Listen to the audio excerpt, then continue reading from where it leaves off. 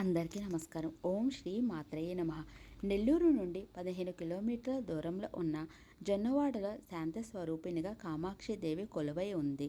కామాక్షిదేవి సన్నిధిలో తమ సమస్యలను చెప్పుకొని మొరపెట్టుకునే భక్తుల ఆ ఆలయంలో నిద్రిస్తే వారి సమస్యలు తీరిపోతాయట.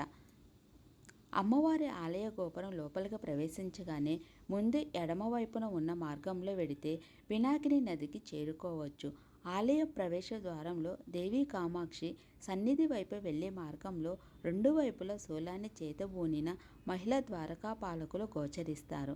లోపలికి వెడితే విశాలమైన లోగిలి, దాన్ని దాటి వెడితే ముందుగా కళ్యాణ మండపం వస్తాయి. కళ్యాణ మండపానికి కుడివైపు కామాక్షిదేవి, గర్భగుడికి వెళ్లే దారిలో బలిపీఠం, ధ్వజస్తంభం ఉంటాయి. ధ్వజస్తంభం ముందు ఒక పెద్ద నంది, దాని పక్కనే చిన్న నంది ఉంటాయి. లోపలికి వెళ్ళగానే అర్ధమండలంలో చాలా స్తంభాలు ఉంటాయి. ఆలయ పురాణ శిల్పాల రూపంలో తెలిసేలా అమర్చారు అప్పటివారు. అర్ధమండపం తర్వాత వరుసగా గర్భగుడులు ఉంటాయి. మొదటి గర్భగుడిలో లక్ష్మీ గణపతి, ఎడమవైపున చిన్న మహాలక్ష్మి విగ్రహం ఉంటాయి. గర్భగుడిలో మల్లికార్జున స్వామి కొలువై ఉన్నారు. చిన్న లింగం, వల్లి దేవయాని సమేత సుబ్రహ్మణ్యేశ్వర స్వామి కొలువై ఉన్నారు. అఖిల జగత్తును కాపాడే కామాక్షిదేవి ఈ క్షేత్రంలో నిల్చున్నట్లు మనకు దర్శనమిస్తుంది. చిరునవ్వుతో ఉన్న ముఖారవిందం, కరుణభరితమైన నయనాలతో సర్వ అలంకారంతో దర్శనమిస్తుంది అమ్మవారు. 4 హస్తాలతో ఉన్న అఖిలాండేశ్వరి పై 2 చేతులలో అంకుశము, పాశము ఉంటాయి. కింద 2 చేతులలో ఒకటి అభయ హస్తంగాను, మరొకటి శరణాగతి పొందమని చూపినట్లు ఉంటాయి. ఆ తల్లిని చూడడానికి 2 కళ్ళు చాలవు. ఆ దేవి ఎదుట శ్రీచక్రం స్థాపించిన ఆదిశంకరుడి చేత ఒక దండంతో దర్శనమిస్తాడు అక్కడ.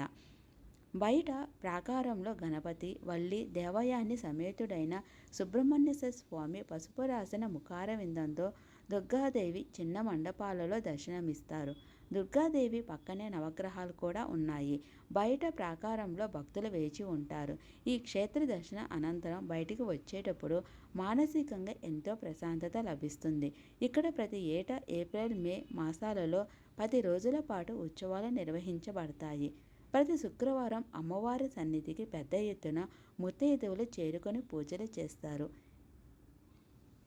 మీకు ఎప్పుడైనా కుదిరినప్పుడు నెల్లూరు జొన్నవాడ కామాక్షి అమ్మవారి దర్శనం చేయండి.